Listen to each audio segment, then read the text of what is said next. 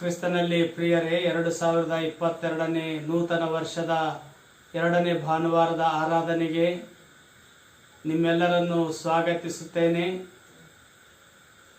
ಭಾನುವಾರದ ದಿವಸ ನಾವೆಲ್ಲರೂ ಮನೆಯಲ್ಲಿದ್ದುಕೊಂಡು ಆನ್ಲೈನ್ ಮುಖಾಂತರವಾಗಿ ಈ ಆರಾಧನೆಯಲ್ಲಿ ಭಾಗವಹಿಸುತ್ತಿರುವಾಗ ಕರ್ತನು ತನ್ನ ಪ್ರಸನ್ನತೆಯನ್ನು ನಮ್ಮ ಮಧ್ಯದಲ್ಲಿ ಅನುಗ್ರಹಿಸಿಕೊಡಲಿ.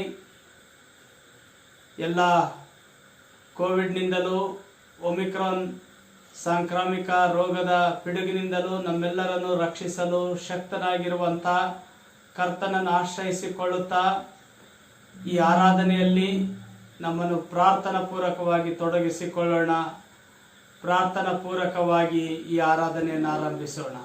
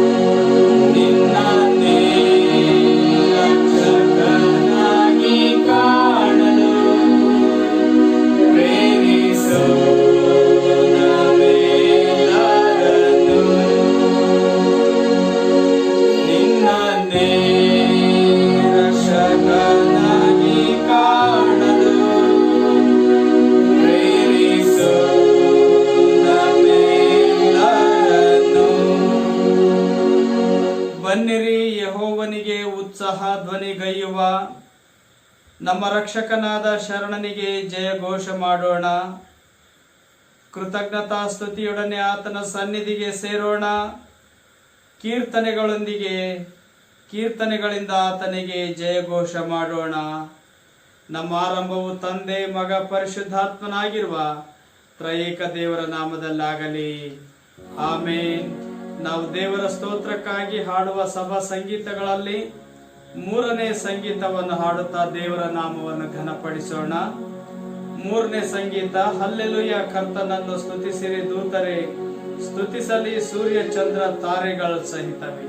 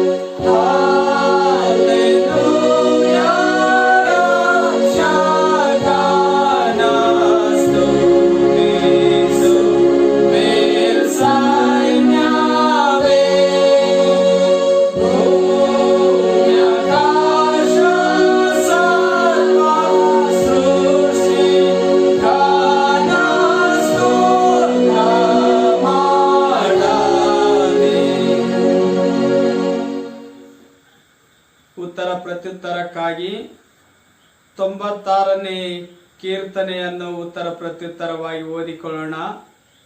96ನೇ ಕೀರ್ತನೆಯನ್ನು ಉತ್ತರ ಪ್ರತ್ಯುತ್ತರವಾಗಿ ಓದಿಕೊಳ್ಳೋಣ. ಯೆಹೋವನಿಗೆ ಹೊಸ ಕೀರ್ತನೆಯನ್ನು ಹಾಡಿರಿ, ಎಲ್ಲಾ ಭೂನಿವಾಸಿಗಳೇ ಯೆಹೋವನಿಗೆ ಹಾಡಿರಿ. ಯೆಹೋವನಿಗೆ ಹಾಡಿರಿ, ಆತನ ನಾಮವನ್ನು ಕೊಂಡಾಡಿರಿ, ಆತನ ರಕ್ಷಣೆಯನ್ನು ಪ್ರತಿನಿತ್ಯವೂ ಸಾರಿ ಹೇಳಿರಿ. ಜನಾಂಗಗಳಲ್ಲಿ ಆತನ ಘನತೆಯನ್ನು, ಎಲ್ಲಾ ಜನರಲ್ಲಿ ಆತನ ಅದ್ಭುತ ಕೃತ್ಯಗಳನ್ನು ಪ್ರಸಿದ್ಧಪಡಿಸಿರಿ. ಯೆಹೋವನು ದೊಡ್ಡವನು, ಬಹಳವಾಗಿ ಸ್ತುತ್ಯನೂ ಆಗಿದ್ದಾನೆ, ಎಲ್ಲಾ ದೇವರುಗಳಲ್ಲಿ ಆತನೇ ಭಯಂಕರನು. ಜನಾಂಗಗಳ ದೇವತೆಗಳೆಲ್ಲ ಬೊಂಬೆಗಳೇ, ಯೆಹೋವನಾದರೂ ಗಗನ ಮಂಡಲವನ್ನು ನಿರ್ಮಿಸಿದವನು. ಆತನ ಸಾನ್ನಿಧ್ಯದಲ್ಲಿ ಮಾನ ಮಹಿಮೆಗಳು, ಆತನ ಪವಿತ್ರಾಲಯದಲ್ಲಿ ಬಲ ಸೌಂದರ್ಯಗಳು ಇರುತ್ತವೆ. ಭೂ ಜನಾಂಗಗಳೇ, ಬಲ ಪ್ರಭಾವಗಳು ಯೆಹೋವನವೇ ಯೆಹೋವನವೇ ಎಂದು ಹೇಳಿ ಆತನನ್ನು ಘನಪಡಿಸಿರಿ. ಯೆಹೋವನ ನಾಮಕ್ಕೆ ಯೋಗ್ಯವಾದ ಘನವನ್ನು ಸಲ್ಲಿಸಿರಿ, ಕಾಣಿಕೆಯೊಡನೆ ಆತನ ಅಂಗಳಗಳಿಗೆ ಬನ್ನಿರಿ. ಪರಿಶುದ್ಧತ್ವವೆಂಬ ಭೂಷಣದೊಡನೆ ಯೆಹೋವನಿಗೆ ನಮಸ್ಕರಿಸಿರಿ, ಎಲ್ಲಾ ಭೂನಿವಾಸಿಗಳೇ ಆತನ ಮುಂದೆ ನಡುಗಿರಿ. ಯೆಹೋವನು ರಾಜ್ಯಾಧಿಕಾರವನ್ನು ವಹಿಸಿದ್ದಾನೆ, ಭೂಮಿಯು ಸ್ಥಿರವಾಗಿರುವುದು, ಕದಲುವುದಿಲ್ಲ. ಸರ್ವರಿಗೂ ನ್ಯಾಯಾನುಸಾರವಾಗಿ ತೀರ್ಪು ಕೊಡುವನೆಂದು ಜನಾಂಗಗಳಲ್ಲಿ ಪ್ರಸಿದ್ಧಪಡಿಸಿರಿ. ಯೆಹೋವನ ಮುಂದೆ ಗಗನ ಮಂಡಲವು ಹರ್ಷಿಸಲಿ, ಭೂಲೋಕವು ಸಂತೋಷಿಸಲಿ, ಸಮುದ್ರವು ಅದರಲ್ಲಿರುವುದೆಲ್ಲವೂ ಘೋಷಿಸಲಿ. ಹೊಲಗಳು ಅವುಗಳ ಪೈರುಗಳು ಉಲ್ಲಾಸಿಸಲಿ, ಮತ್ತು ವನದ ಎಲ್ಲಾ ಮರಗಳು ಉತ್ಸಾಹ ಧ್ವನಿ ಮಾಡಲಿ. ಒಟ್ಟಾಗಿ ಓದೋಣ. ಆತನು ಬರುತ್ತಾನೆ, ಭೂನಿವಾಸಿಗಳಿಗೆ ನ್ಯಾಯ ತೀರಿಸಲಿಕ್ಕೆ ಬರುತ್ತಾನೆ. ಆತನು ಲೋಕಕ್ಕೆ ನೀತಿಗನುಸಾರವಾಗಿಯೂ ಜನಾಂಗಗಳಿಗೆ ಸತ್ಯತೆಯಿಂದಲೂ ನ್ಯಾಯ ತೀರಿಸುವನು.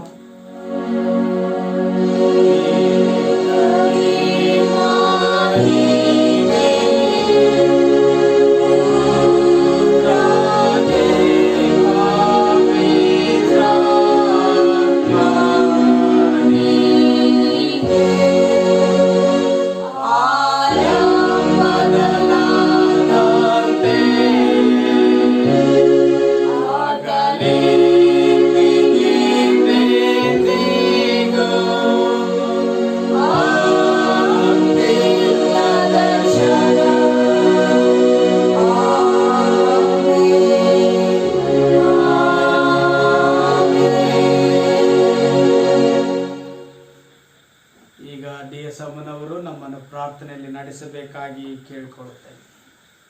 ಪ್ರಾರ್ಥನೆ ಮಾಡಿಕೊಳ್ಳೋಣ. ಪರಿಶುದ್ಧನು ಪರಿಶುದ್ಧನು ಪರಿಶುದ್ಧನಾಗಿರುವ ನಮ್ಮ ಪರಮ ಪ್ರೀತಿಯ ತಂದೆ ದೇವರೇ ಸ್ವಾಮಿ, ಈ ಒಂದು ಸಬ್ಬತ್ ದಿನದ ಬೆಳಗಿನ ವೇಳೆಯಲ್ಲಿ ಸ್ವಾಮಿ ನಿನ್ನ ಪಾದಗಳ ಸನ್ನಿಧಿಯಲ್ಲಿ ಮಕ್ಕಳಾದ ನಾವೆಲ್ಲರೂ ಒಟ್ಟಾಗಿ ಸೇರಿ ಬರುವಂತೆ ನೀನು ಕೊಟ್ಟ ಕೃಪೆಗಾಗಿ ಸ್ತೋತ್ರ ದೇವ. ಸ್ವಾಮಿ, ನೀನು ವಾಗ್ದಾನ ಮಾಡಿದ್ದೀವಿ, ಎಲ್ಲಿ ಭೂಲೋಕದಲ್ಲಿ ಇಬ್ಬರಾಗಲಿ ಮೂವರಾಗಲಿ ನನ್ನ ಹೆಸರಿನಲ್ಲಿ ಸೇರಿ ಬಂದಿರ್ತಾರೋ ಅವರ ಮಧ್ಯದಲ್ಲಿ ನಾನಿದ್ದೇನೆ, ಅವರ ಪ್ರಾರ್ಥನೆಯನ್ನು ಕೇಳುತ್ತೇನೆ ಎಂಬುದಾಗಿ ಹೇಳಿದೆ. ಯೇಸುವೆ, ಒಂದು ಚಿಕ್ಕ ಹಿಂಡಾಗಿ ಸ್ವಾಮಿ ಸಭೆಯಾಗಿ ಸ್ವಾಮಿ ಈ ರೀತಿಯಲ್ಲಿ ಆನ್ಲೈನ್ ಸರ್ವಿಸ್ ಮುಖಾಂತರ ಸ್ವಾಮಿ ನಾವೆಲ್ಲರೂ ಒಟ್ಟಾಗಿ ನಿನ್ನ ಆರಾಧಿಸುತ್ತಿರುವಾಗ ನಿನ್ನ ವಿಶೇಷವಾದ ಆಶೀರ್ವಾದ ಕೊಡಪ್ಪ ದೇವ. ಹೌದು ಸ್ವಾಮಿ, ನೂತನ ವರ್ಷದಲ್ಲಿ ನಾವೆಲ್ಲರೂ ಸೇರಿಸಲ್ಪಟ್ಟಿದ್ದೇವೆ. ನಮ್ಮ ಜೀವನದಲ್ಲಿ 2021 ಇಸ್ವಿ ಗತಿಸಿ ಹೋಯಿತು. ನೂತನ ವರ್ಷ 2022 ಇಸ್ವಿಗೆ ನಾವೆಲ್ಲರೂ ಸೇರಿರುವಾಗ ವಿಶೇಷವಾದ ಆಶೀರ್ವಾದ ಕೊಡಪ್ಪ ದೇವ.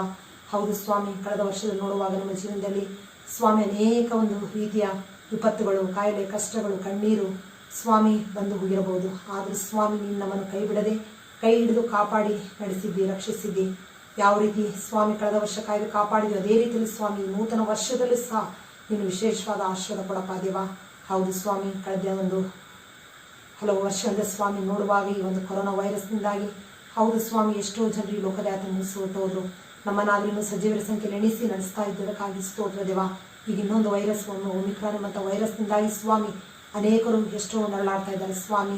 ಹೌದು ದೇವ, ಈ ಒಂದು ವೈರಸ್ನಿಂದ ಯಾರಿಗೂ ಏನು ತೊಂದರೆಗಳು ಉಂಟಾಗಲಾರದ ರೀತಿಯಲ್ಲಿ ನಿನ್ನ ಮಕ್ಕಳನ್ನು ನೀನು ನಿನ್ನ ಕೃಪಾಸ್ಥಲ್ಲಿ ಭದ್ರಪಡಿಸಿ ನೀನು ಕಾಯ್ದು ಕಾಪಾಡಬೇಕಾಗಿ ಕೇಳ್ಕೊಳ್ತೇನೆ ದೇವ.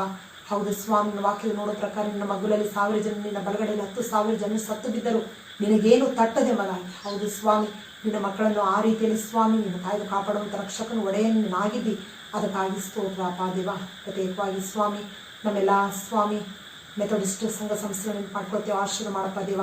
ಈ ಒಂದು ಜವಾಬ್ದಾರಿಯನ್ನು ತೆಗೆದುಕೊಂಡಿರುವಂಥ ಮಾನ್ಯ ಬಿಷಪ್ ಅಯ್ಯನವರನ್ನು, ಅಮ್ಮನವರನ್ನು, ಅವ್ರು ಮಾಡುವಂಥ ಸೇವೆಯನ್ನು ಆಶೀರ್ವಾದ ಮಾಡಪ್ಪ ದೇವ. ಇನ್ನೂ ಹೆಚ್ಚಾದ ಆಯುಷ್ಯ ಆರೋಗ್ಯ ಭಾಗದಲ್ಲಿ ಅವ್ರು ಮುನ್ನಡೆಸಪ್ಪ ದೇವ. ದೊಡ್ಡ ಜವಾಬ್ದಾರಿ ಕೆಲವರು ಸ್ವಾಮಿ ಮುಂದೆ ಸಾಗುತ್ತಿರುವಾಗ ಇನ್ನೂ ಹೆಚ್ಚಾದ ಆಶೀರ್ವಾದ ನೀನು ಅವರಿಗೆ ಅನುಗ್ರಹಿಸಿಕೊಡ್ಬೇಕಾಗಿ ಕೇಳ್ಕೊಳ್ತಾನೆ ದೇವ. ಹಾಗೆ ಸ್ವಾಮಿ ಎಲ್ಲ ಮೆಥಡಿಸ್ಟ್ ಆಲೆಗಳನ್ನ ನೆನಪು ಮಾಡ್ಕೊಳ್ತೇವೆ. ಸ್ವಾಮಿ ಆಶೀರ್ವಾದ ಮಾಡಪ್ಪ ದೇವ, ಅಲ್ಲಿ ಸೇವೆ ಸಲ್ಲಿಸಿರುವಂತೆಲ್ಲ ಸಭಾ ಪಾಲಕರುಗಳನ್ನ ನೆನಪು ಮಾಡ್ಕೊಳ್ತೇವೆ. ಹೌದು ಸ್ವಾಮಿ, ಎಲ್ಲರನ್ನ ಆಶೀರ್ವಾದ ಮಾಡು. ಇನ್ನೊಂದು ಸ್ವಾಮಿ ದೃಷ್ಟಿಯಲ್ಲಿ ಯಥಾರ್ಥ ಸೇವೆ ಸಲ್ಲಿಸುವಂತೆ ಕೃಪೆ ಸಹಾಯ ಆಶೀರ್ವಾದ ಕೊಡಬೇಕಾಗಿ ಕೇಳ್ಕೊಳ್ತೇನೆ ದೇವ. ಹಾಗೆ ಸ್ವಾಮಿ ಎಲ್ಲ ಸ್ವಾಮಿ ಸ್ಕೂಲ್ಗಳನ್ನು ಶಾಲಾ ಕಾಲೇಜುಗಳನ್ನು ಮಾಡ್ಕೊಳ್ತೇವೆ. ಆಶೀರ್ವಾದ ಮಾಡಪ್ಪ ದೇವ. ಅಲ್ಲಿ ಸ್ವಾಮಿ ಬೋಧಿಸ್ತಿರುವಂಥ ಎಲ್ಲ ಶಿಕ್ಷಕರನ್ನು, ಪ್ರಿನ್ಸಿಪಾಲ್ಗಳನ್ನು, ಮತ್ತು ಅಲ್ಲಿ ಕಲಿತಿರುವಂತೆಲ್ಲ ಮಕ್ಕಳನ್ನು, ಅವರೆಲ್ಲ ಕುಟುಂಬಗಳನ್ನು ವಿಶೇಷವಾದ ರೀತಿಯಲ್ಲಿ ನೀನು ಆಶೀರ್ವಾದ ಮಾಡಬೇಕಾಗಿ ಕೇಳ್ಕೊಳ್ತೇನೆ ದೇವ. ಮತ್ತು ಪ್ರತ್ಯೇಕವಾಗಿ ಸ್ವಾಮಿ ಸಂದರ್ಭದಲ್ಲಿ ನಮ್ಮ ಸಿಲ್ವಾರ್ ಮೆಥಡಿಸ್ಟ್ ಸೆಂಟ್ರಲ್ ಚರ್ಚ್ಗಾಗಿ ಪ್ರಾರ್ಥನೆ ಮಾಡ್ತೇನೆ ಸ್ವಾಮಿ. ಇರುವಂತೆಲ್ಲ ಪ್ರತಿಯೊಂದು ಸಭೆಯವರು ನೀನು ಆಶೀರ್ವಾದ ಮಾಡಪ್ಪ ದೇವ. ಯಾವ ಕುಟುಂಬದಲ್ಲಿ ಯಾವ್ಯಾವ ಥರವಾದ ಸ್ವಾಮಿ ಚಿಂತೆ, ಬಾಧೆ, ಕೊರತೆ, ಕಷ್ಟ, ಕಣ್ಣೀರು, ವೇದನೆ, ಸಮಸ್ಯೆ ಏನಿದೆಯೋ ನಮಗೆ ಗೊತ್ತಿಲ್ಲ ಸ್ವಾಮಿ. ಅದ್ಭುತದ ರೀತಿಯಲ್ಲಿ ಪ್ರತಿಯೊಂದು ಕುಟುಂಬಗಳಲ್ಲಿ ಬೇಕಾದ ಎಲ್ಲ ರೀತಿಯ ಸ್ವಾಮಿ ಸ್ವಸ್ಥತೆ, ಆಶೀರ್ವಾದ, ಸಹಾಯ ನೀನು ಅನುಗ್ರಹಿಸ್ಕೊಡ್ಬೇಕಾಗಿ ಕೇಳ್ಕೊಳ್ತೇನೆ ದೇವ. ಪ್ರತ್ಯೇಕವಾಗಿ ಸ್ವಾಮಿ ಸಿಲ್ವಾರ್ ಸ್ವಾಮಿ ಚರ್ಚಿನ ಸಭಾಪಾಲಕರಾಗಿರುವಂಥ ಸ್ವಾಮಿ ರಾಜ್ಕುಮಾರ್ ಐನವ್ರು ನೆನಪು ಮಾಡ್ಕೊಳ್ತೇವೆ. ಆಶೀರ್ವಾದ ಮಾಡಪ್ಪ ದೇವ. ಅವರನ್ನು, ಅವ್ರ ಕುಟುಂಬ ಮಕ್ಕಳನ್ನು ಆಶೀರ್ವಾದ ಮಾಡು ಸ್ವಾಮಿ. ಅದ್ಭುತವಾದ ರೀತಿಯಲ್ಲಿ ಅವರು ಸೇವೆ ಸಲ್ಲಿಸುತ್ತಿರುವಾಗ ಹೆಚ್ಚಾದ ರೀತಿಯಲ್ಲಿ ನಿನ್ನ ಆಶೀರ್ವಾದ ಅನುಗ್ರಹಿಸ್ಕೊಡ್ಬೇಕಾಗಿ ಕೇಳ್ಕೊಳ್ತೇನೆ ದೇವ. ಹಾಗೆ ಸ್ವಾಮಿ ಮತ್ತು ನಮ್ಮ ಒಂದು ಕುಟುಂಬನ ಸಹ ನಿನ್ನ ಆಶೀರ್ವಾದ ಮಾಡಪ್ಪ ದೇವ. ನನ್ನನ್ನು, ನಮ್ಮ ಮನೆಯವರು, ನಮ್ಮ ಮಕ್ಕಳನ್ನು ಸ್ವಾಮಿ ವಿಶೇಷವಾದ ರೀತಿಯಲ್ಲಿ ಆಶೀರ್ವಾದ ಮಾಡು. ನಮ್ಮ ಮನೆಯವರು ಸಹ ಸ್ವಾಮಿ ಜಿಲ್ಲಾ ಮೇಲ್ವಿಚಾರಕರಾಗಿರಲಿ ಸ್ವಾಮಿ. ಅನೇಕ ಒಂದು ಸ್ವಾಮಿ ಚರ್ಚ್ಗಳ ಒಂದು ಸ್ವಾಮಿ ಎಲ್ಲ ಒಂದು ನೋಡಿಕೊಂಡು ಹೋಗ್ತಿರುವಾಗ ಸ್ವಾಮಿ ವಿಶೇಷವಾದ ಆಶೀರ್ವಾದ ಸ್ವಾಮಿ, ತಿಳುವಳಿಕೆ, ಜ್ಞಾನದಲ್ಲಿ ಸಲ್ಮಾನ್ ಕೊಟ್ಟಿದ್ದೇವೆ. ಜ್ಞಾನ ತಿಳುವಳಿಕೆಯಲ್ಲಿ ಸ್ವಾಮಿ ನಮ್ಮ ಮನೆಯಲ್ಲಿ ನಿನ್ನ ಮುಂದೆ ನಡೆಸಬೇಕಾಗಿ ಕೇಳ್ಕೊಳ್ತೇನೆ ದೇವ. ಹಾಗೆ ಸ್ವಾಮಿ ನಾವು ಮಾಡುವಂಥ ಸೇವೆ ಯಥಾರ್ಥವಾಗಿ ಸ್ವಾಮಿ ನಂಬಿಕೆಯಿಂದ ಮಾಡುತ್ತಿರುವಂಥ ಸೇವೆ ನಿನ್ನ ಒಂದು ಮೆಚ್ಚುಗೆಯಾದ ರೀತಿಯಲ್ಲಿ ಸ್ವಾಮಿ ಇರುವಂತೆ ಕೃಪೆ ಸಹಾಯ ಆಶೀರ್ವಾದ ಕೊಡಪ್ಪ ದೇವ. ನಮ್ಮ ಕುಟುಂಬನ ಆಶೀರ್ವಾದ ಮಾಡು ಸ್ವಾಮಿ. ಮತ್ತು ನಮ್ಮ ಕೊಟ್ಟಿರುವಂಥ ತಲಾಂತರಗಳಿಗಾಗಿ ಸ್ತೋತ್ರ ದೇವ. ಪ್ರತಿಯೊಂದು ತಲಾಂತರಗಳನ್ನು ನಿಮ್ಮ ಮಾತನ್ನು ನಾವು ಉಪಯೋಗಿಸಿಕೊಳ್ಳುವಂತೆ ನಿನ್ನ ಕೃಪೆ ಸಹಾಯ ಆಶೀರ್ವಾದ ನೀನು ಕೊಡಬೇಕಾಗಿ ಕೇಳ್ಕೊಳ್ತೇನೆ ದೇವ. ಇನ್ನೊಂದು ಆವತ್ತು ಸ್ವಾಮಿ ಆರಾಧನೆ ಆದಿ ಮಧ್ಯ ಅಂತ್ಯನಾಗಿದ್ದುಕೊಂಡು ಆರಾಧನೆ ಮುಖಾಂತರ ನಿನಗೆ ಮಹಿಮೆ ನಮ್ಮೆಲ್ಲರಿಗೂ ಆಶೀರ್ವಾದ ಉಂಟಾಗಬೇಕಾಗಿ ಈ ಒಂದು ಚಿಕ್ಕ ಪ್ರಾರ್ಥನೆಯನ್ನು ಯೇಸು ಕ್ರಿಸ್ತನ ಒಂದು ಹೆಸರಿನ ಮೂಲಕ ಬೇಡಿ ಹೊಂದಿದ್ದೇನೆ ನಮ್ಮ ತಂದೆ. ಆಮೆನ್.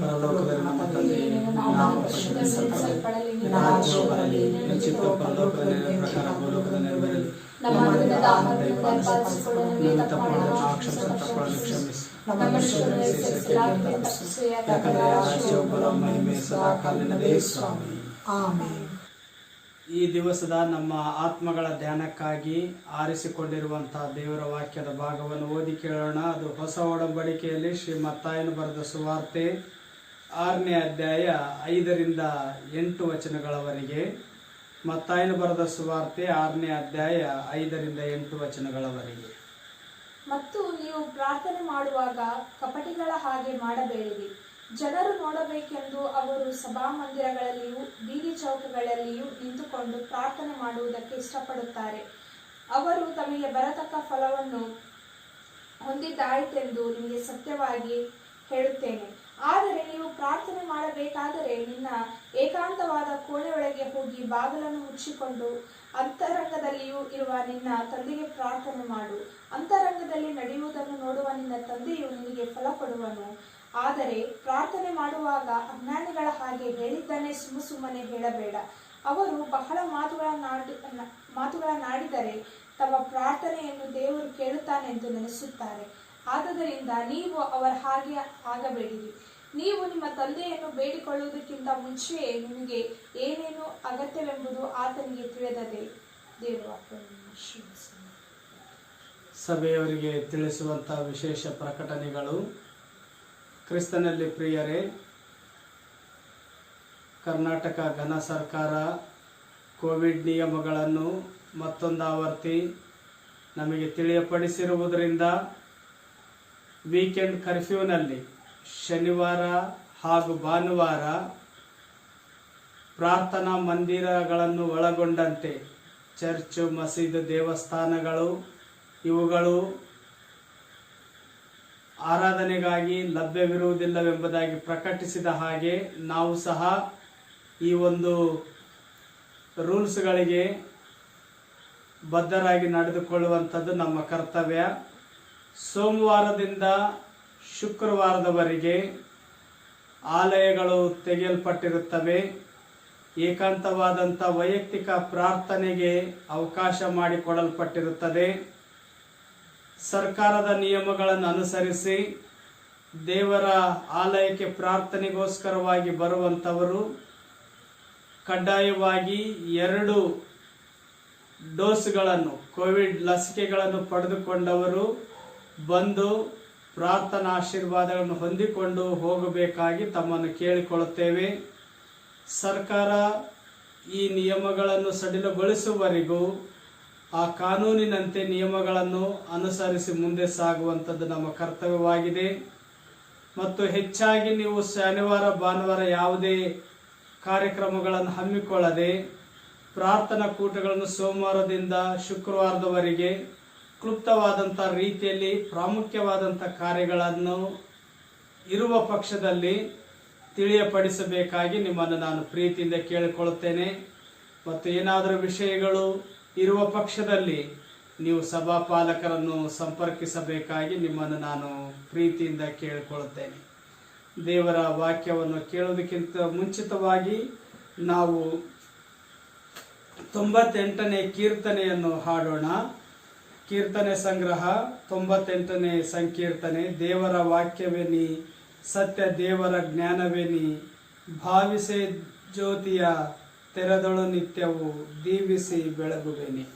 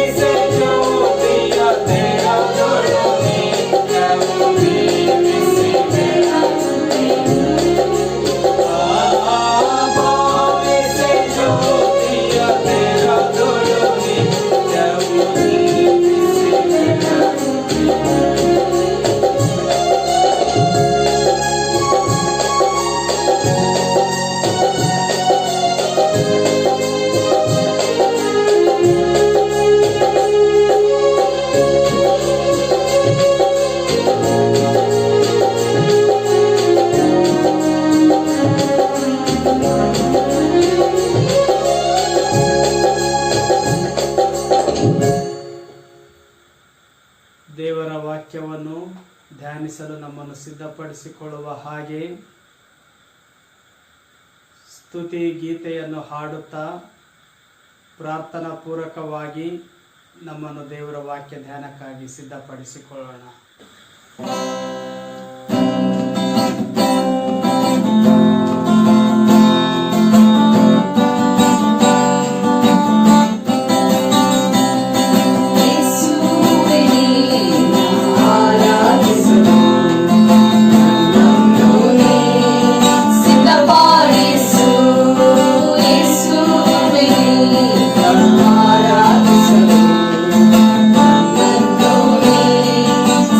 Party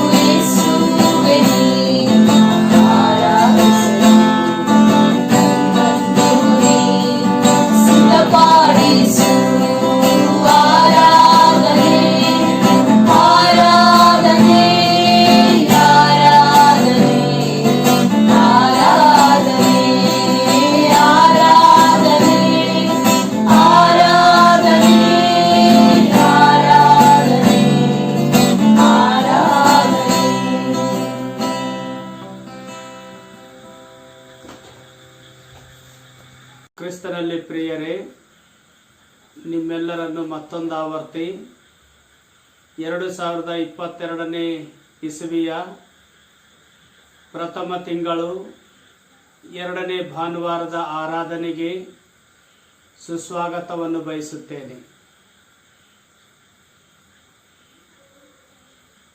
ನೂತನ ವರ್ಷದ ಪ್ರಥಮ ಭಾನುವಾರದ ಆರಾಧನೆ ನಾವು ದೇವರ ಆಲಯದಲ್ಲಿ ಆರಾಧಿಸಲಿಕ್ಕಾಗುವಂತೆ ಕರ್ತನು ಕೃಪೆ ತೋರಿಸಿದರು.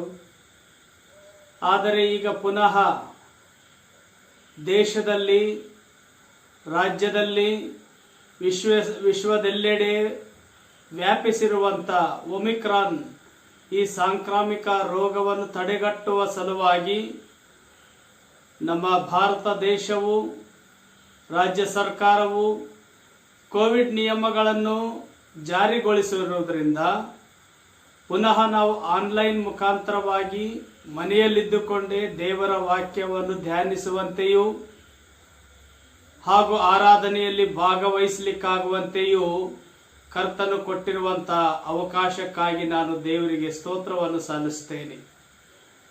ಹೇಗೂ ಕಾಯುವಂಥ ಕರ್ತನು ನಮ್ಮಿಂದ ಬಯಸುವಂಥ ಆರಾಧನೆ ಹೇಗಿರಬೇಕು? ಒಬ್ಬರು ಈ ರೀತಿಯಲ್ಲಿ ಹೇಳ್ತಾರೆ,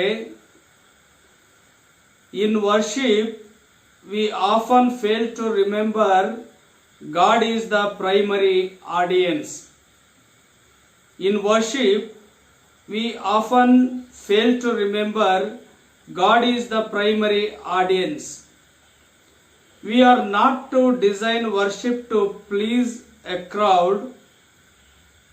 We engage in worship in order to please God. We are not a design worship to please crowd. We engage in worship in order to please God. ಸರ್ವಸಾಮಾನ್ಯವಾಗಿ ಆರಾಧನೆಯಲ್ಲಿ ದೇವರು ಪ್ರಥಮ ವೀಕ್ಷಕನಾಗಿದ್ದಾನೆಂದು ಗ್ರಹಿಸುವ ಸತ್ಯಾಂಶವನ್ನು ಗ್ರಹಿಸುವಲ್ಲಿ ನಾವು ಸೋತು ಹೋಗುತ್ತೇವೆ, ವಿಫಲರಾಗುತ್ತೇವೆ. ನಾವು ಆರಾಧನೆಯಲ್ಲಿ ಜನರನ್ನು ಮೆಚ್ಚಿಸಲು ಅಲ್ಲ, ಬದಲಾಗಿ ನಾವು ಆರಾಧನೆಯಲ್ಲಿ ದೇವರನ್ನು ಮೆಚ್ಚಿಸುವವರಾಗಿರಬೇಕು.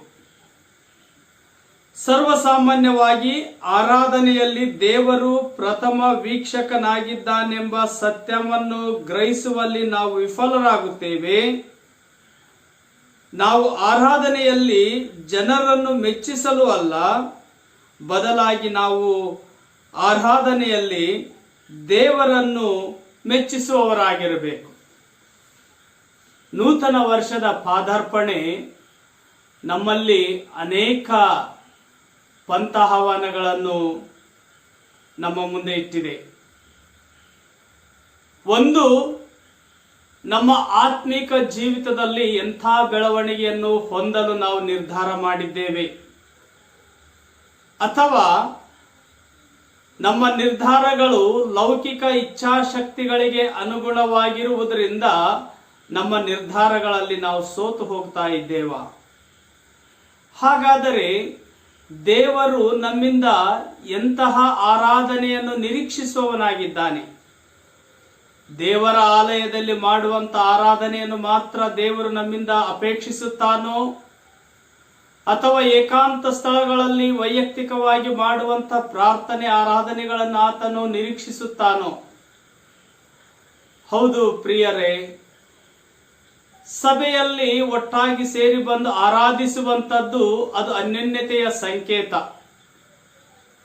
ಅದಕ್ಕಿಂತಲೂ ಹೆಚ್ಚಾಗಿ ನಿನ್ನ ಏಕಾಂತವಾದಂಥ ವೈಯಕ್ತಿಕ ಜೀವಿತವನ್ನು, ಆ ಜೀವಿತದಲ್ಲಿ ನೀನು ತೋರುವಂಥ ಭಯಭಕ್ತಿಯನ್ನು ದೇವರು ನಿನ್ನಿಂದ ಅಪೇಕ್ಷಿಸುವವನಾಗಿದ್ದಾನೆ. ಇಂದಿನ ನಮ್ಮ ವಾಕ್ಯ ಧ್ಯಾನಕ್ಕಾಗಿ ಹಳೆ ಒಡಂಬಡಿಕೆಯಿಂದಲೂ ಹಾಗೂ ಹೊಸ ಒಡಂಬಡಿಕೆಯಿಂದಲೂ 2 ಭಾಗಗಳನ್ನು ಆರಿಸಿಕೊಂಡು ನಿಮ್ಮೊಟ್ಟಿಗೆ ಈ ದೈವ ಸಂದೇಶವನ್ನು ಹಂಚಿಕೊಳ್ಳಲು ನಾನು ಇಷ್ಟಪಡುತ್ತೇನೆ. ಮತ್ತಾಯನು ಬರೆದ ಸುವಾರ್ತೆ 6ನೇ ಅಧ್ಯಾಯ 5ನೇ ವಚನದಿಂದ ಮತ್ತು ನೀವು ಪ್ರಾರ್ಥನೆ ಮಾಡುವಾಗ ಕಪಟಿಗಳ ಹಾಗೆ ಮಾಡಬೇಡಿರಿ, ಜನರು ನೋಡಬೇಕೆಂದು ಅವರು ಸಭಾಮಂದಿರಗಳಲ್ಲಿಯೂ ಬೀದಿ ಚೌಕಗಳಲ್ಲಿಯೂ ನಿಂತುಕೊಂಡು ಪ್ರಾರ್ಥನೆ ಮಾಡುವುದಕ್ಕೆ ಇಷ್ಟಪಡುತ್ತಾರೆ. ಅವರು ತಮಗೆ ಬರತಕ್ಕ ಫಲವು ಹೊಂದಿದ್ದಾಯಿತೆಂದು ನಿಮಗೆ ಸತ್ಯವಾಗಿ ಹೇಳುತ್ತೇನೆ. ಆದರೆ ನೀನು ಪ್ರಾರ್ಥನೆ ಮಾಡಬೇಕಾದರೆ ನಿನ್ನ ಏಕಾಂತವಾದ ಕೋಣೆಯೊಳಗೆ ಹೋಗಿ ಬಾಗಿಲನ್ನು ಮುಚ್ಚಿಕೊಂಡು ಅಂತರಂಗದಲ್ಲಿಯೂ ಇರುವ ನಿನ್ನ ತಂದೆಗೆ ಪ್ರಾರ್ಥನೆ ಮಾಡು. ಅಂತರಂಗದಲ್ಲಿ ನಡೆಯುವುದನ್ನು ನೋಡುವ ನಿನ್ನ ತಂದೆಯು ನಿನಗೆ ಫಲ ಕೊಡುವನು.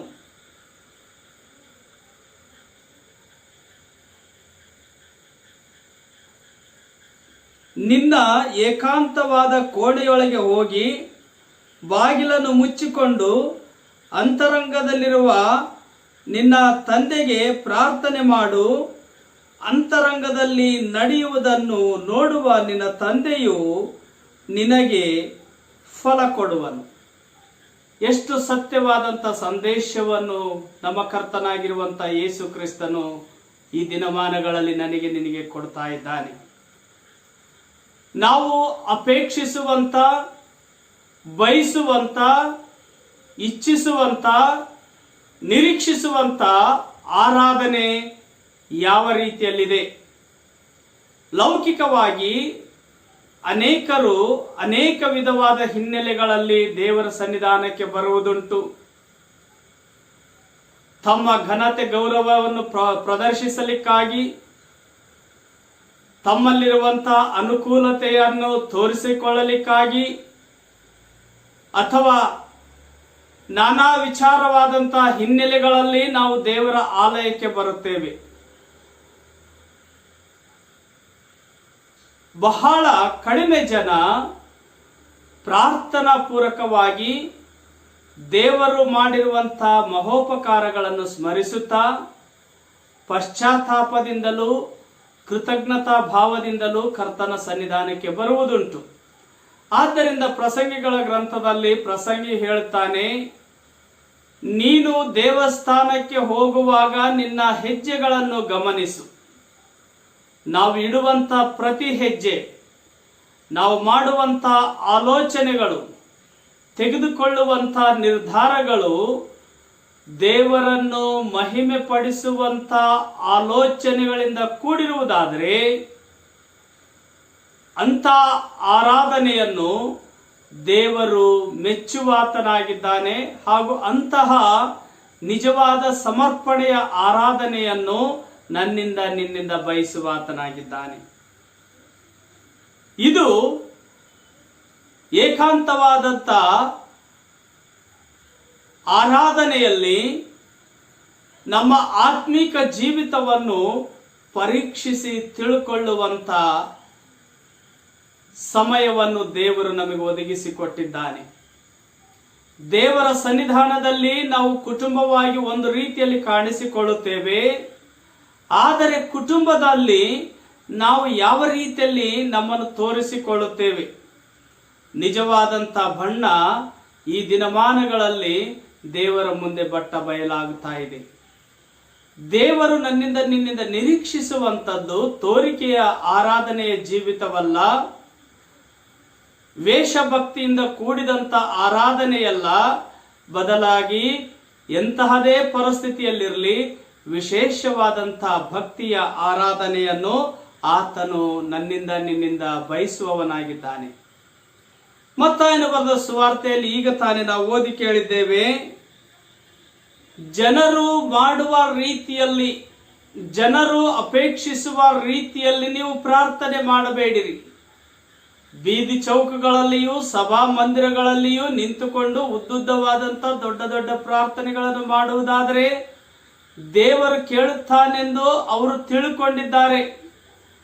ಅದಕ್ಕೆ ಬರತಕ್ಕ ಪ್ರತಿಫಲವನ್ನು ಅವರು ಹೊಂದಿದ್ದಾಯಿತೆಂದು ತಿಳ್ಕೊಳ್ಳಿರಿ ಎಂಬುದಾಗಿ ಸ್ಪಷ್ಟವಾಗಿ ಹೇಳ್ತಾನೆ. ಆದರೆ ಸ್ವಾಮಿ ಇನ್ನು ಮುಂದೆ ಒಂದು ಹೆಜ್ಜೆ ಮುಂದೆ ಹೋಗಿ ಹೇಳ್ತಾನೆ, ನೀನು ಪ್ರಾರ್ಥನೆ ಮಾಡಬೇಕಾದರೆ ನಿನ್ನ ಏಕಾಂತವಾದ ಕೋಣೆಯೊಳಗೆ ಹೋಗಿ ಬಾಗಿಲನ್ನು ಮುಚ್ಚಿಕೊಂಡು ನಿನ್ನ ತಂದೆಯಾದ ದೇವರನ್ನು ಆರಾಧಿಸು. ನಿನ್ನ ತಂದೆಯನ್ನು ಬೇಡಿಕೋ. ನಿನ್ನ ಅವಶ್ಯಕತೆಗಳನ್ನು ಆತನು ಬಲ್ಲವನಾಗಿದ್ದಾನೆ. ಅಂತರಂಗದಲ್ಲಿ ಮಾಡುವಂಥ ಪ್ರಾರ್ಥನೆ ವಿಜ್ಞಾಪನೆಗಳನ್ನು ಬಲ್ಲಂತ ದೇವರು ನಿನ್ನನ್ನು ಆಶೀರ್ವದಿಸುವಾತನಾಗಿದ್ದಾನೆ ಎಂಬುದಾಗಿ ಮತ್ತಾಯನು ಬರೆದ ಸುವಾರ್ತೆ 6ನೇ ಅಧ್ಯಾಯ 5ರಿಂದ 7 ವಚನಗಳಲ್ಲಿ ನಾವು ನೋಡುತ್ತೇವೆ. ಹಾಗಾದರೆ ನೂತನ ವರ್ಷದಲ್ಲಿ ನಾವು ದೇವರನ್ನು ಮೆಚ್ಚಿಸಬೇಕಾದರೆ ಅಥವಾ ದೇವರು ನಮ್ಮಿಂದ ಎಂತಹ ಆರಾಧನೆಯನ್ನು ಬಯಸುವವನಾಗಿದ್ದಾನೆ ಎಂಬುದಾಗಿ ತಿಳಿದುಕೊಳ್ಳೋಣ. ನೂತನವಾದಂಥ ವರ್ಷ, ನೂತನವಾದಂಥ ತಿಂಗಳಿನಲ್ಲಿ ನಾವಿರುವಾಗ ದೇವರು ನನ್ನಿಂದ ನಿನ್ನಿಂದ 3 ವಿಧವಾದಂಥ ಜೀವಿತವನ್ನು ಬಯಸುವವನಾಗಿದ್ದಾನೆ. ಕೀರ್ತನೆಗಳ ಸಂಗ್ರಹದಲ್ಲಿ 150 ಕೀರ್ತನೆಗಳನ್ನು ನಾವು ನೋಡುತ್ತೇವೆ. ಆದರೆ ಆರಂಭದ ಕೀರ್ತನೆಯನ್ನು ನಾವು ಆಲೋಚಿಸುವಾಗ ಧ್ಯಾನಿಸುವಾಗ ದೇವರು ತನ್ನ ಮಕ್ಕಳಲ್ಲಿ ಬಯಸುವಂತ 3 ವಿಧವಾದಂಥ ವಿಷಯಗಳು. ಮೊದಲನೇ ಕೀರ್ತನೆ 1ನೇ ವಚನ, ನೀನು ದುಷ್ಟರ ಆಲೋಚನೆಯಂತೆ ನಡೆಯಬೇಡ.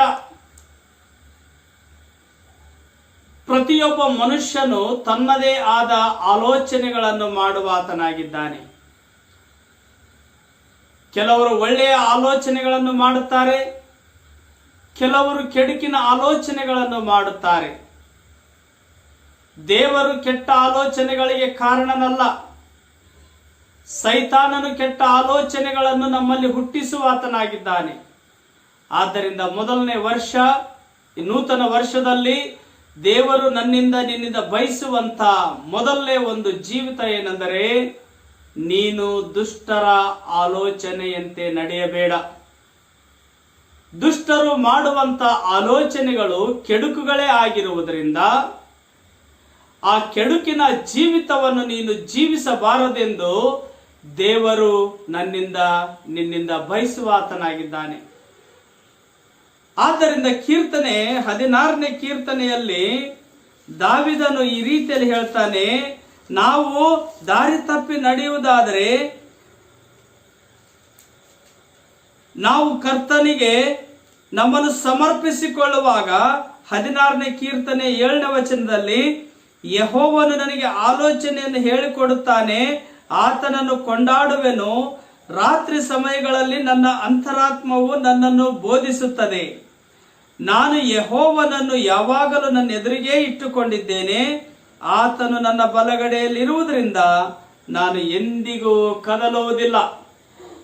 ನಿನ್ನ ಜೀವಿತದಲ್ಲಿ ನೀನು ಬಿದ್ದು ಹೋಗಬಾರದು ಎಂಬುದಾಗಿ ನೀನು ಬಯಸುವುದಾದರೆ, ನೀನು ನಿನ್ನ ಜೀವನದಲ್ಲಿ ಎಡವದಂತೆ ಇರಬೇಕೆಂದು ಬಯಸುವುದಾದರೆ, ನೀನು ನಿನ್ನ ಜೀವಿತವನ್ನು ದೇವರಿಗೆ ಸಮರ್ಪಿಸಿಕೊಳ್ಳಬೇಕು.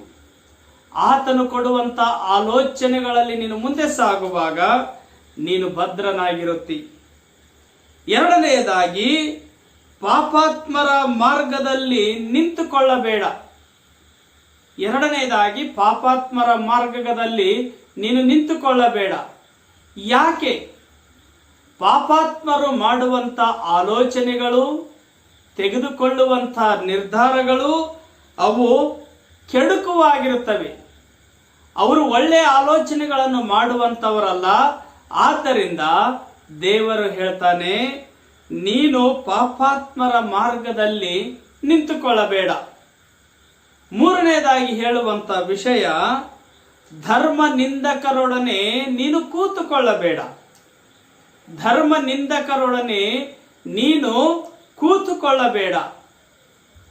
ನೋಹನ ಜೀವಿತವನ್ನು ನಾವು ನೋಡುವಾಗ ಆತನು ನೀತಿವಂತನಾಗಿದ್ದರೂ ಭಕ್ತಿಹೀನರು, ಧರ್ಮ ನಿಂದಕರೊಡನೆ ಆತನು ಜೀವಿಸ್ತಾ ಇದ್ದ. ದೇವರ ಉಗ್ರಕೋಪ, ನಾಶನ ಆ ಜನರಿಗೆ ಸಾರಲ್ಪಟ್ಟಾಗ ಅಧರ್ಮಿಗಳು, ದೇವ ಭಯಭಕ್ತಿ ಇಲ್ಲದವರು ಅವರು ಗೇಲಿ ಮಾಡಿದರು.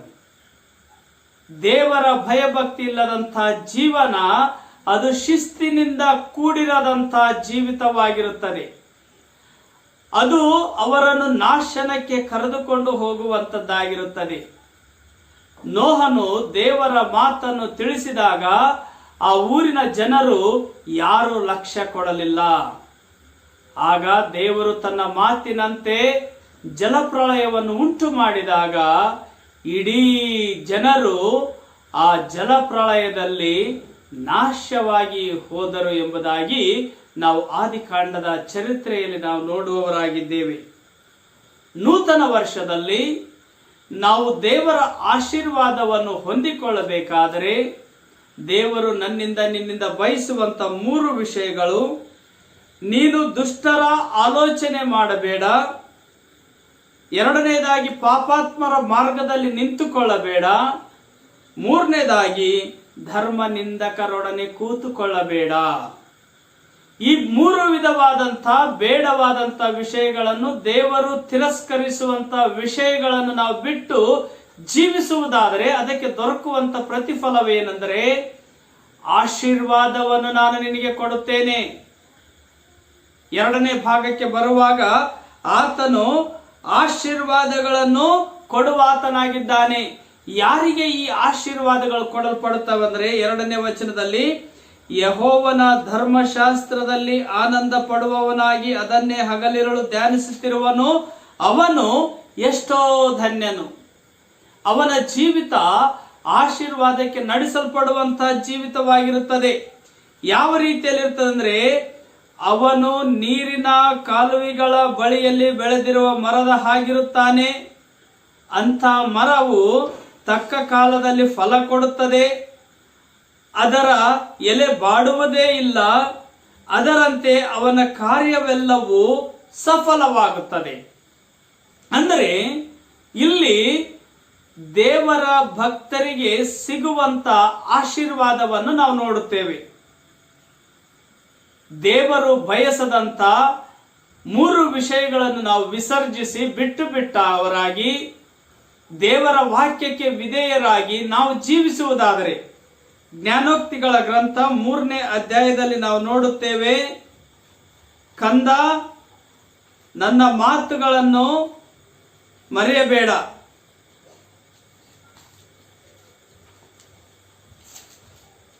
ಕಂದ ನನ್ನ ಉಪದೇಶವನ್ನು ಮರೆಯಬೇಡ, ನನ್ನ ಆಜ್ಞೆಗಳನ್ನು ಮನಪೂರ್ವಕವಾಗಿ ನಡೆಸು.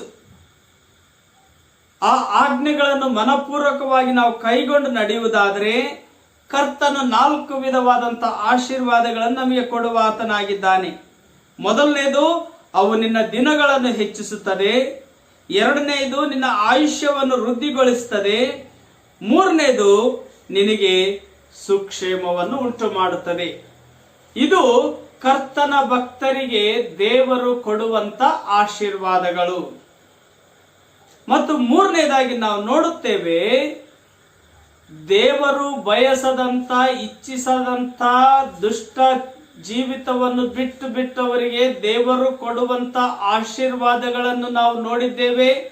ಅವರ ಜೀವಿತ ಹಸಿರುಗಾವಲುಗಳಿಂದ ಶಾಂತಿ, ಸಮಾಧಾನ, ನೆಮ್ಮದಿಯಿಂದ ಕೂಡಿದಂತ ಜೀವಿತವಾಗಿರುತ್ತದೆ ಎಂಬುದಾಗಿ ಆಶೀರ್ವಾದವನ್ನು ದೇವರು ಪ್ರಕಟಿಸಿದ್ದಾನೆ. ಹಾಗಾದರೆ ದುಷ್ಟರ ಜೀವಿತ, ಕೆಡುಕರ ಜೀವಿತ ಯಾವ ರೀತಿಯಲ್ಲಿರುತ್ತದೆ?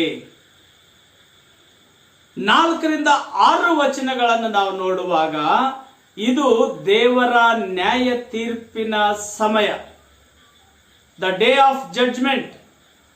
ದೇವರು ಆತನು ನ್ಯಾಯ ತೀರಿಸುವಂತ ಸಂದರ್ಭದಲ್ಲಿ ದುಷ್ಟರ ಪರಿಸ್ಥಿತಿ ಹೇಗಿರುತ್ತದೆ, ಕೆಡುಕರ ಪರಿಸ್ಥಿತಿ ಹೇಗಿರುತ್ತದೆ? ದುಷ್ಟರು ಹಾಗಲ್ಲ, ಗಾಳಿ ಬಡಿಕೊಂಡು ಹೋಗುವ ಹೊಟ್ಟಿನಂತಿದ್ದಾರೆ. ಆದುದರಿಂದ ದುಷ್ಟರು ನ್ಯಾಯ ವಿಚಾರಣೆಯಲ್ಲೂ ಪಾಪಾತ್ಮರು ನೀತಿವಂತರ ಸಭೆಯಲ್ಲಿಯೂ ನಿಲ್ಲುವುದಿಲ್ಲ. ಯೆಹೋವನು ನೀತಿವಂತರ ಮಾರ್ಗವನ್ನು ಲಕ್ಷಿಸುವನು, ದುಷ್ಟರ ಮಾರ್ಗವು ನಾಶವಾಗುವುದು. ದೇವರು ನೀತಿವಂತರ ಮಾರ್ಗವನ್ನು ಲಕ್ಷಿಸುವಾತನಾಗಿದ್ದಾನೆ. 37ನೇ ಕೀರ್ತನೆಯಲ್ಲಿ ಸಹ ನಾವು ನೋಡುವಾಗ ಸ್ಪಷ್ಟವಾಗಿ ಕರ್ತನು ಹೇಳುವಂತ ಮಾತು, ದೇವರು ಯಾವ ರೀತಿಯಲ್ಲಿ ಶಿಷ್ಟರನ್ನು ಕಾಪಾಡುತ್ತಾನೆ. 37ನೇ ಕೀರ್ತನೆ 16ನೇ ವಚನದಲ್ಲಿ, ದುಷ್ಟರ ಮಹಾ ಸಮೃದ್ಧಿಗಿಂತಲೂ ನೀತಿವಂತನ ಬಡತನವೇ ಲೇಸು, ದುಷ್ಟರ ತೋಳುಗಳು ಮುರಿದು ಹೋಗುವವು, ನೀತಿವಂತರನ್ನು ಯೆಹೋವನೇ ಉದ್ಧರಿಸುವನು. ಯೆಹೋವನು ಸದ್ಭಕ್ತರ ಜೀವಮಾನವನ್ನು ಲಕ್ಷಿಸುತ್ತಾನೆ, ಅವರ ಸ್ವಾಸ್ಥ್ಯವು ಶಾಶ್ವತವಾಗಿ ನಿಲ್ಲುತ್ತದೆ. ಅವರಿಗೆ ವಿಪತ್ಕಾಲದಲ್ಲಿಯೂ ಆಶಾಭಂಗವಾಗುವುದಿಲ್ಲ, ಬರಗಾಲದಲ್ಲಿಯೂ ಅವರಿಗೆ ಕೊರತೆ ಇರುವುದಿಲ್ಲ.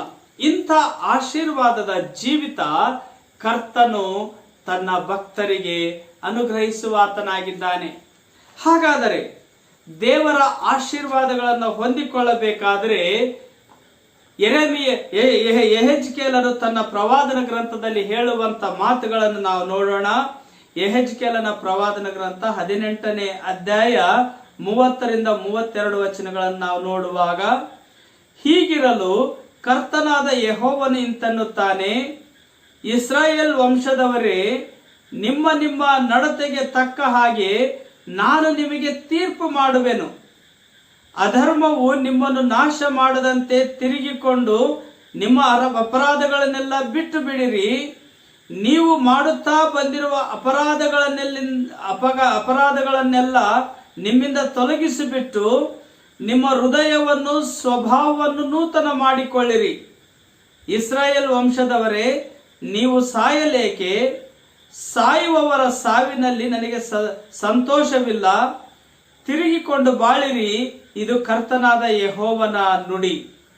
31ನೇ ವಚನ, ನೂತನ ವರ್ಷದಲ್ಲಿ ದೇವರು ನಿನ್ನಿಂದ ಬಯಸುವಂತ ಜೀವಿತವೇನಂತಂದ್ರೆ, ನೀವು ನಿಮ್ಮ ಹೃದಯವನ್ನು ಸ್ವಭಾವವನ್ನು ನೂತನ ಪಡಿಸಿಕೊಳ್ಳಬೇಕೆಂಬುದಾಗಿ ದೇವರು ನಿನ್ನಿಂದ ಬಯಸುವವನಾಗಿದ್ದಾನೆ. ಆದ್ದರಿಂದ 1ನೇ ಪೇತ್ರನ ಪತ್ರಿಕೆ 1ನೇ ಪೇತ್ರ 1ನೇ ಅಧ್ಯಾಯ 17ನೇ ವಚನದಲ್ಲಿ, ಪ್ರತಿಯೊಬ್ಬನ ಕೆಲಸವನ್ನು ನೋಡಿ ಪಕ್ಷಪಾತವಿಲ್ಲದೆ ತೀರ್ಪು ಮಾಡುವಾತನನ್ನು ನೀವು ತಂದೆ ಎಂದು ಕರೆಯುವವರಾಗಿರಲಾಗಿ, ಈ ಲೋಕದಲ್ಲಿ ನಿಮ್ಮ ಪ್ರವಾಸವನ್ನು ಭಯಭಕ್ತಿಯುಳ್ಳವರಾಗಿ ಕಳೆಯಿರಿ. ಈ ಲೋಕದಲ್ಲಿ ನಿಮ್ಮ ಪ್ರವಾಸವನ್ನು ಭಯಭಕ್ತಿಯುಳ್ಳವರಾಗಿ ಕಳೆಯಿರಿ ಎಂಬುದಾಗಿ ಯೆಹೆಜ್ಕೇಲನ ಪ್ರವಾದನ ಗ್ರಂಥದಲ್ಲಿ ನಾವು ನೋಡುವವರಾಗಿದ್ದೇವೆ. ಹಾಗಾದರೆ ಕ್ರಿಸ್ತನಲ್ಲಿ ಪ್ರಿಯರೇ, ನೂತನ ವರ್ಷಕ್ಕೆ ಪಾದಾರ್ಪಣೆ ಮಾಡಿರುವಂತ ನಾವು ಯಾವ ರೀತಿಯ ನಿರ್ಧಾರಗಳನ್ನು ತೆಗೆದುಕೊಳ್ತಾ ಇದ್ದೇವೆ? ಒಂದು ಭಾನುವಾರದ ಆರಾಧನೆ ಮುಗಿತು. 2ನೇ ಭಾನುವಾರದಲ್ಲಿ ನಾವು ಈ ಆನ್ಲೈನ್ ಮುಖಾಂತರವಾಗಿ, ದೃಶ್ಯ ಮಾಧ್ಯಮದ ಮುಖಾಂತರವಾಗಿ ಆರಾಧನೆಯಲ್ಲಿ ನಾವು ಭಾಗವಹಿಸ್ತಾ ಇದ್ದೇವೆ. ಆದರೆ ದೇವರು ನಿನ್ನಿಂದ ಬಯಸುವಂತ ಜೀವಿತ ಯಾವ ರೀತಿಯಲ್ಲಿದೆ? ನಾವು ಮತ್ತಾಯನು ಬರೆದ ಸುವಾರ್ತೆ 25ನೇ ಅಧ್ಯಾಯದಲ್ಲಿ ನಾವು ನೋಡುತ್ತೇವೆ, ದೇವರ ನ್ಯಾಯ ತೀರ್ಪಿನ ಸಮಯದಲ್ಲಿ ಒಳ್ಳೆಯವರನ್ನು ಕೆಟ್ಟವರನ್ನು ಎದುರು ಬದುರಾಗಿ ನಿಲ್ಲಿಸುವಾಗ ಆಡು ಕುರಿಗಳನ್ನು ವಿಂಗಡಿಸುವ ಹಾಗೆ ದೇವರು ನೀತಿವಂತರನ್ನು ಅನೀತಿವಂತರನ್ನು ವಿಂಗಡಿಸಿ ನ್ಯಾಯವನ್ನು ತೀರಿಸುವವನಾಗಿದ್ದಾನೆ. ಮತ್ತಾಯನು ಬರೆದ ಸುವಾರ್ತೆ 25ನೇ ಅಧ್ಯಾಯ 31ರಿಂದ ಕೆಲವು ವಚನಗಳನ್ನು ನಾವು ನೋಡ್ತಾ ಹೋಗುವುದಾದರೆ, ನೀತಿವಂತರಿಗೆ ದೊರಕುವಂತ ಆಶೀರ್ವಾದ, ದುಷ್ಟರಿಗೆ ಉಂಟಾಗುವಂತ ಕಠಿಣ ಶಿಕ್ಷೆ. ಕರ್ತನು ನಮ್ಮನ್ನು ಕಳೆದ ವರ್ಷವೆಲ್ಲ ಕಾಯ್ದು ಕಾಪಾಡಿದ್ದಾನೆ. ತಿಳಿಯದೆಯೋ ಮಾಡಿರುವಂತ ಎಲ್ಲ ತಪ್ಪು ಅಪರಾಧಗಳನ್ನು, ಪಾಪ ಕೃತ್ಯಗಳನ್ನು ಆತನು ಮನ್ನಿಸಿದ್ದಾನೆ. ಹೀಗಿರುವಾಗಲೂ ನಾವು ದೇವರ ಸನ್ನಿಧಾನದಲ್ಲಿ ನೂತನ ವರ್ಷದಲ್ಲಿ ಎಂಥ ಜೀವಿತವನ್ನು ಬಯಸಲು ಇಷ್ಟಪಡುತ್ತೇವೆ? ಆರಾಧನೆಯಲ್ಲಿ ನಾವು ಕೇವಲ ತೋರಿಕೆಗಾಗಿ ಕೂಡಿ ಬರುವಂತದ್ದಲ್ಲ. ಮತ್ತೊಮ್ಮೆ ಆರಾಧನೆಯ ವ್ಯಾಖ್ಯಾನವನ್ನು ನಾನು ಓದಿ ಈ ದಿವಸದ ಆರಾಧನೆಯನ್ನು ಮುಕ್ತಾಯಗೊಳಿಸಲು ಇಷ್ಟಪಡುತ್ತೇನೆ. In worship we often fail to remember that God is the primary audience. We are not to design worship to please crowd. We engage in worship in order to please God. ಸರ್ವಸಾಮಾನ್ಯವಾಗಿ ಆರಾಧನೆಯಲ್ಲಿ ದೇವರು ಪ್ರಥಮ ವೀಕ್ಷಕನಾಗಿದ್ದಾನೆಂದು ಎಂಬ ಸತ್ಯಾಂಶವನ್ನು ನಾವು ಗ್ರಹಿಸುವುದರಲ್ಲಿ ವಿಫಲರಾಗುತ್ತೇವೆ. ನಾವು ಆರಾಧನೆಯಲ್ಲಿ ಜನರನ್ನು ಮೆಚ್ಚಿಸುವುದು ಅಲ್ಲ, ಬದಲಾಗಿ ನಾವು ಆರಾಧನೆಯಲ್ಲಿ ದೇವರನ್ನು ಮೆಚ್ಚಿಸುವವರಾಗಿರಬೇಕು. ಆದ್ದರಿಂದ ಕ್ರಿಸ್ತನಲ್ಲಿ ಪ್ರಿಯರೇ, ನಾವು ಏಕಾಂತ ಸ್ಥಳದಲ್ಲಿರಲಿ, ಆಲಯದಲ್ಲಿ ಕರ್ತನನ್ನು ಆರಾಧಿಸಲಿ. ಯೇಸು ಕ್ರಿಸ್ತನು ಸಮರ್ಯದ ಸ್ತ್ರೀಗೆ ಹೇಳಿದ ಹಾಗೆ ದೇವಾರಾಧನೆ ಮಾಡುವವರು ಆತ್ಮೀಯ ರೀತಿಯಲ್ಲಿ ಸತ್ಯಕ್ಕೆ ತಕ್ಕ ಹಾಗೆ ಆತನನ್ನು ಆರಾಧಿಸಬೇಕು. ಆಗ ನಾವು ದೇವರ ಆಶೀರ್ವಾದಗಳನ್ನು ಹೊಂದಿಕೊಳ್ಳುತ್ತೇವೆ. ಇಂಥ ಆಶೀರ್ವಾದದ ಜೀವಿತ ನಮ್ಮದಾಗಲಿಕ್ಕಾಗುವಂತೆ ಕರ್ತನು ಕೃಪೆ ತೋರಿಸಲಿ. ನೂತನ ವರ್ಷದಲ್ಲಿ ನೂತನ ಮನಸ್ಸನ್ನು, ನೂತನ ಸ್ವಭಾವವನ್ನು, ಹೃದಯವನ್ನು ಧರಿಸಿಕೊಂಡವರಾಗಿ ಕ್ರಿಸ್ತನ ಮಹಿಮೆಗಾಗಿ ಬಾಳ್ಲಿಕ್ಕಾಗುವಂತೆ ಕರ್ತನು ನಮಗೆ ಕೃಪೆ ತೋರಿಸಲಿ. ದೇವರ ವಾಕ್ಯಗಳನ್ನು ನಮ್ಮೆಲ್ಲರ ಆತ್ಮಗಳ ಪ್ರಯೋಜನಕ್ಕಾಗಿ ಆಶೀರ್ವದಿಸಲಿ. ಆಮೇನ್. ಪ್ರಾರ್ಥನೆ ಮಾಡೋಣ. ಕೃಪೆಗಳ ಕರ್ತನೆ, ನೂತನ ವರ್ಷದಲ್ಲಿ ನೀನು ನಮ್ಮಿಂದ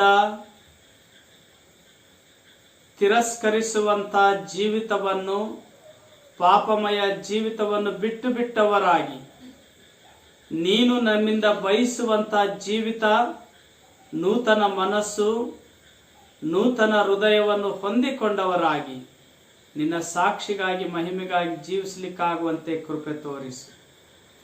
ಮಹಿಮೆ ನಿನಗೆ ಉಂಟಾಗಲಿ. ನಿನ್ನ ಪರಿಶುದ್ಧ ದಿವ್ಯನಾಮದಲ್ಲಿ ಬೇಡಿಕೊಂಡಿದ್ದೇನೆ ತಂದೆಯೇ, ಆಮೇನ್. ಈ ಆರಾಧನೆಯನ್ನು ಮುಕ್ತಾಯಗೊಳಿಸುವ ಹಾಗೆ ಹಾಡುವ ಸಭಾ ಸಂಗೀತಗಳಲ್ಲಿ 239ನೇ ಸಂಗೀತ. ಓ ಯೆಹೋವ, ನಡೆಸೀಗ ಜ್ಞಾನಹೀನ ನನ್ನನ್ನು, ನೀನು ಸರ್ವಶಕ್ತ ದೇವ, ನಾನು ಬಲಹೀನನು, ದಿನ ದಿನ ನನ್ನ ತ್ರಾಣವಾಗಿರು ಎನ್ನುವ ಸಂಗೀತವನ್ನು ಹಾಡಿ ದೇವರ ಆಶೀರ್ವಾದದೊಡನೆ ಆರಾಧನೆಯನ್ನು ಮುಕ್ತಾಯಗೊಳಿಸೋಣ.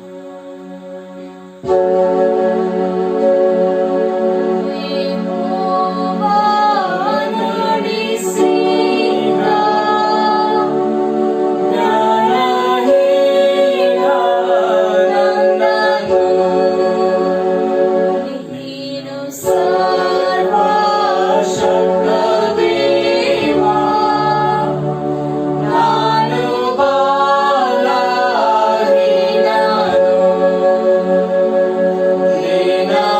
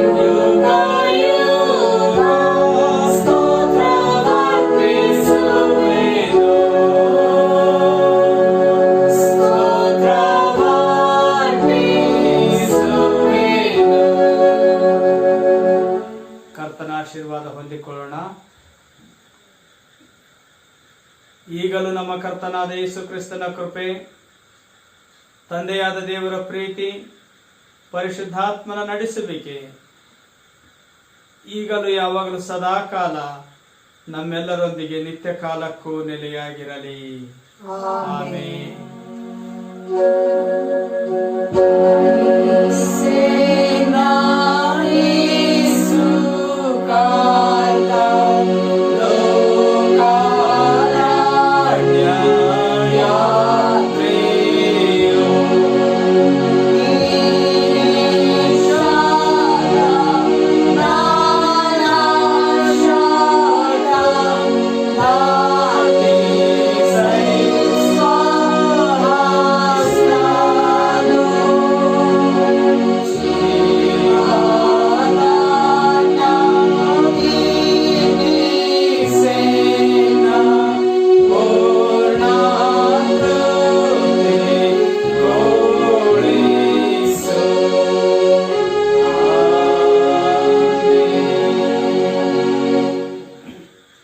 ಎಲ್ಲರಿಗೂ ನಮಸ್ಕಾರ. ದೇವರು ನಿಮ್ಮೆಲ್ಲರನ್ನ ಆಶೀರ್ವದಿಸಲಿ. ಆಮೇನ್.